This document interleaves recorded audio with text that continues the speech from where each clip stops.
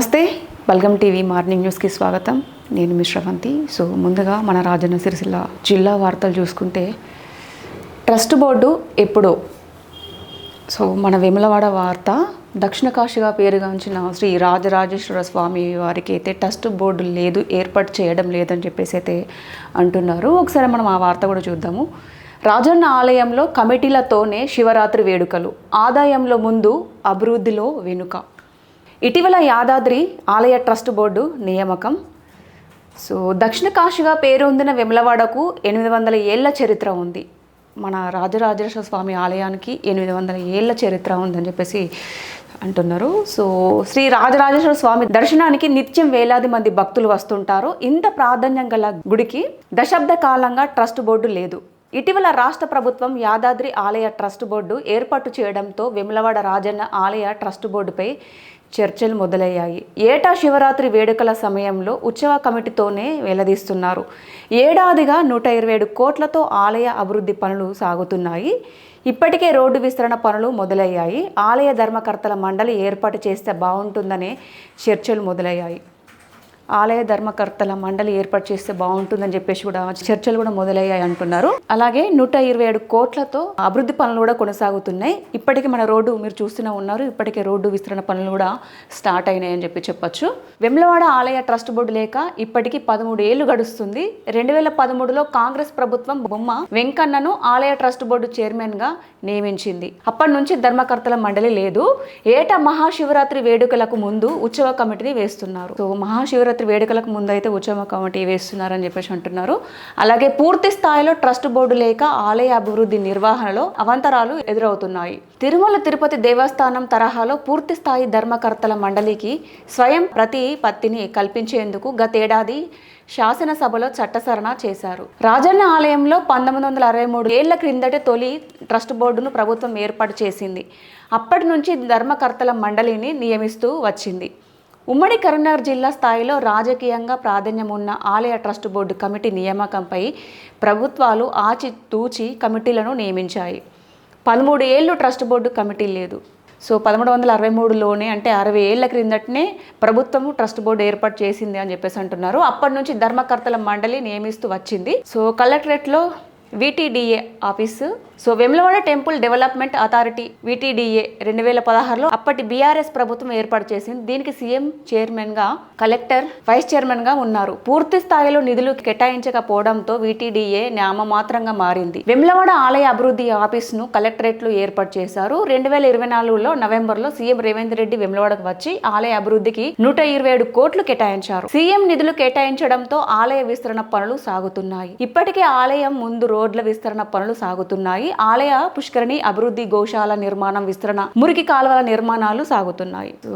ఆలయ పుష్కరిణి అభివృద్ధి, గోశాల నిర్మాణం, విస్తరణ, మురికి కాలువల నిర్మాణం కూడా కొనసాగుతున్నాయి. అంటే అన్ని కలిపి అభివృద్ధి పనులోనే ఉన్నట్టు చెప్పొచ్చు. 123 కోట్లు కేటాయించారు. 2024లో సీఎం రేవంత్ రెడ్డి గారు వేములవాడకు వచ్చి స్వామివారిని దర్శించుకొని వేములవాడకైతే నిధులైతే కేటాయించారు, ముఖ్యంగా ఆలయ అభివృద్ధి కోసము. రాజన్న భక్తులకు భీమేశ్వర ఆలయంలో దర్శనాలు కల్పిస్తున్న ప్రజెంట్ అయితే ఆలయ అభివృద్ధి పనులు కొనసాగుతున్న సందర్భంగా భీమేశ్వర ఆలయంలోనైతే భక్తులకు స్వామివారిని దర్శనం కోసం అయితే ఏర్పాటు చేశారు.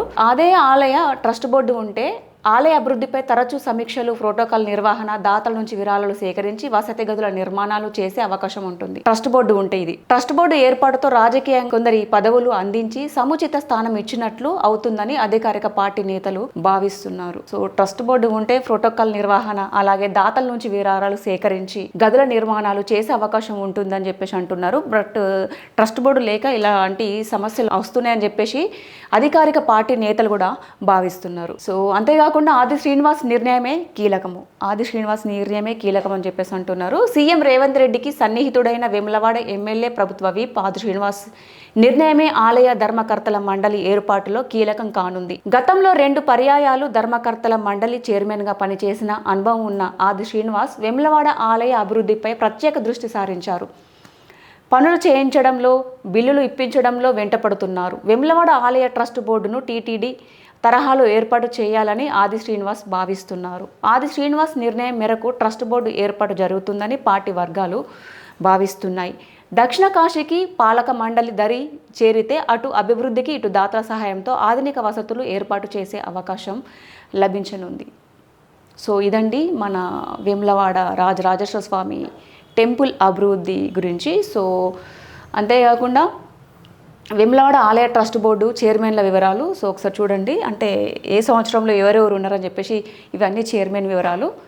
సిహెచ్ వెంకటేశ్వరరావు 1963 1977, ఎం కొండలరావు 1977 1980, సిహెచ్ వెంకటేశ్వరరావు 1981 1984, ఉచ్చిడి మోహన్ రెడ్డి 1984 1987, దుగ్గిరాల వెంకట్రావు 1988 1990, ఉచ్చిడి మోహన్ రెడ్డి 1992 1994, సిహెచ్ కమలాకర్ రావు 1994 1996, షికారి విశ్వనాథం 1998 1999, షికారి విశ్వనాథం 2002 2004, ఆది శ్రీనివాస్ 2004 2006, ఆది శ్రీనివాస్ 2007 2009, బొమ్మ వెంకన్న 2009 2013. సో అప్పుడు వేములవాడ ఆలయ ట్రస్ట్ బోర్డు చైర్మన్ల వివరాలు ఇవైతే ప్రజెంటు.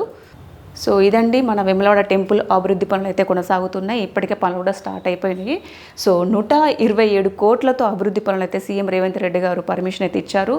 సో త్వరలోనే మన వేములవాడ రాజరాజేశ్వర స్వామి వారు ఆలయ అభివృద్ధి పనులతో అలాగే దర్శనం కోసం అయితే భక్తులు వెయిట్ చేస్తున్నారు. ఎప్పుడెప్పుడు ఆలయ అభివృద్ధి పనులు కంప్లీట్ అయిపోతాయా, మేము ఎప్పుడు స్వామివారిని దర్శించుకోవచ్చు. అఫ్కోర్స్ ఇప్పుడు కూడా భీమేశ్వర ఆలయంలో దర్శనం చేసుకుంటున్నారు, కానీ టెంపుల్ డెవలప్ అయితే ఇంకా చాలా బాగుంటుంది.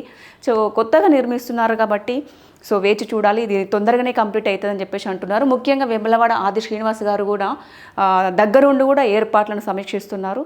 మరొక వార్త, వ్యవసాయ రంగాన్ని బలోపేతం చేయడమే మా లక్ష్యం అంటున్నారు ప్రభుత్వ విప్ ఆది శ్రీనివాస్. వ్యవసాయ రంగాన్ని బలోపేతం చేయడమే ప్రభుత్వ లక్ష్యమని ప్రభుత్వ విప్ ఆది శ్రీనివాస్ గారు పేర్కొన్నారు. సర్దాపూర్ మార్కెట్ యార్డులో 130 కోట్లతో నిర్మించే ప్రహారీ పనులకు మార్కెట్ కమిటీ చైర్పర్సన్ వెలుముల స్వరూపతో కలిసి ఆదివారం శంకుస్థాపన చేశారు. విప్ శ్రీనివాస్ మాట్లాడుతూ మార్కెట్ యార్డుల అభివృద్ధికి ప్రభుత్వ ప్రాధాన్యత అనిస్తుందన్నారు. జిల్లా గ్రంథాలయ సంస్థ చైర్మన్ నాగుల సత్యనారాయణ గౌడ్, కాంగ్రెస్ పార్టీ జిల్లా అధ్యక్షుడు సంగీతం శ్రీనివాస్, పట్టణ అధ్యక్షుడు Sura Devaraju, market committee vice chairman Narsing Goud, కౌన్సిలర్లు దొంతినేని కళ్యాణి, ఆడపు చంద్రకళ, జిల్లా మహిళా అధ్యక్షురాలు కాముని వనిత తదితరులు ఈ కార్యక్రమంలో పాల్గొన్నారు. వ్యవసాయ మార్కెట్ రంగాన్ని బలోపేతం చేయడమే లక్ష్యం అని చెప్పేసి ప్రభుత్వ విప్ ఆది శ్రీనివాస్ గారు అన్నారు. సో 130 కోట్లతో నిర్మిస్తున్నారు ప్రహరీ పనులకు మార్కెట్ కమిటీ చైర్మన్ వేల్ముల స్వరూపతో కలిసి. సో అలాగే మరొక వార్త, మన రాజన్న సిరిసిల్ల జిల్లా అనుపురం చౌరస్తా, అలాగే అనుపురంలో చాలా ముఖ్యంగా అక్కడ వంకలు మూలమలుపులు చాలా ఎక్కువ ఉంటాయి కాబట్టి చాలా ప్రమాదాలు జరుగుతున్నాయి. ఈ మధ్య కాలంలోనే మొన్న రీసెంట్గా ఆటో ప్రమాదం, అంటే ఆటోను బస్సు వెనుక నుంచి ఢీకొట్టడం వల్ల కూడా ముగ్గురు ప్రాణాలు కోల్పోయారు, చాలా మంది కూడా గాయాలయ్యాయి, అది ముఖ్యంగా బీహార్ వాళ్ళు. సో ఒకసారి ఆ వార్త కూడా చూద్దాం, ఎందుకంటే అక్కడ చాలా ఎక్కువ ప్రమాదాలు, ప్రతిసారి కూడా ఎక్కువ ప్రమాదాలు జరుగుతున్నాయి. మరి ప్రమాదానికి గల కారణాలు ఏంటి కూడా ఒకసారి చూద్దాము. నిత్య ప్రమాదాలు, గాలిలో ప్రాణాలు.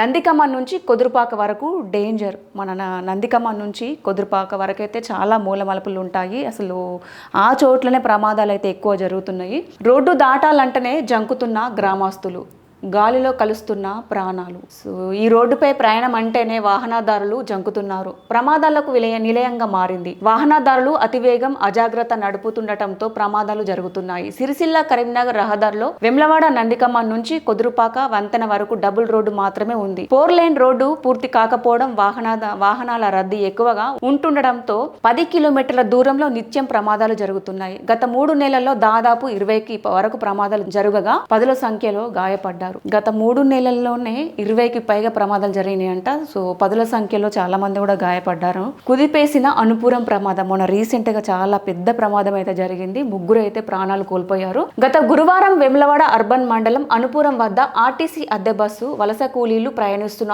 ఆటోను ఢీకొనడంతో 25 మంది గాయపడ్డారు. ఇందులో 3 ప్రాణాలు కోల్పోయారు. బతుకుదెరువు కోసం మహారాష్ట్ర నుంచి ఇక్కడికి వలస వచ్చిన కార్మికులు ఇలా ప్రమాదానికి గురి కావడం కలిచివేసింది. గత 4 రోజులుగా క్షతగాత్రులు క్షతగాత్రులు సిరిసిల్ల వెమ్లవాడ ప్రభుత్వ ఆసుపత్రిలో చికిత్స పొందుతున్నారు. ఈ ప్రమాదంలో 23 కుటుంబాలు వేదనకు గురయ్యాయి. వెమ్లవాడ మండలంలోని గ్రామాలు కొడుముంజ, శభాష్పల్లి, శాంతినగర్, నాంపల్లి, అనుపురం, రుద్రవరం, గొల్లపల్లి, సంకెపల్లి. గత 5 నెలల క్రితం కరీంనగర్ కు చెందిన భార్య భర్తలు వసీం, ఐపా బైక్ పై వస్తుండగా ఆరేపల్లి వద్ద లారీ ఢీ కొట్టడంతో 2 మృతి చెందారు. వాళ్ళ కుమార్తెలకు గాయాలైనాయి. బోయినపల్లి మండలం విలాసాగర్ కు చెందిన రవి బైక్ ను నాంపల్లి వద్ద లారీ ఢీ కొట్టడంతో ప్రాణాలు కోల్పోయాడు.